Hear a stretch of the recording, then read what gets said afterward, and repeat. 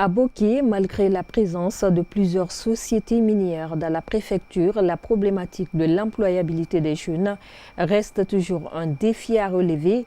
À Sogoboli, un des 16 districts de la sous-préfecture de Kolabouni, les plus impactés par les activités minières, le chômage bat son plein, d'après les habitants de cette localité Nalou. Reportage Baïloba. À Sogoboli, le village de l'ancien roi Nalou, Dina Salifou, l'agriculture et la pêche étaient jadis les principales activités des habitants.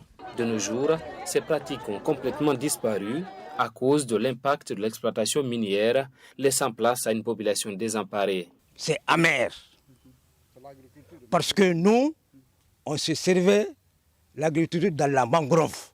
Maintenant, dès l'arrivée de cette société-là, le travail de la mangrove s'est éteint.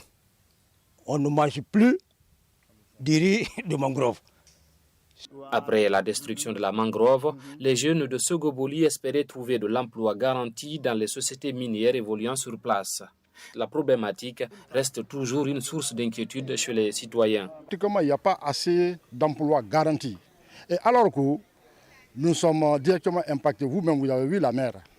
La distance entre Sogoboli et Katougoma, vous avez vu la distance entre Sogoboli et Dapilon. Mais jusqu'à présent, le problème d'emploi, ça cause des problèmes réels. Parce que les sous-traitants qui prennent les enfants, ils travaillent pour 3 mois et puis ils sont dehors. Le manque de formation dans les différents corps de métier serait l'une des raisons de cette situation, car les employeurs recrutent souvent ceux qui sont qualifiés. Or, dans la plupart des cas, seule une poignée de jeunes répondent aux critères. Parce que parfois, quand tu fais le test et que tu ne passes pas, tu es obligé de faire le manœuvrage pour subvenir aux besoins de la famille. Actuellement, moi je fais le gardiennage.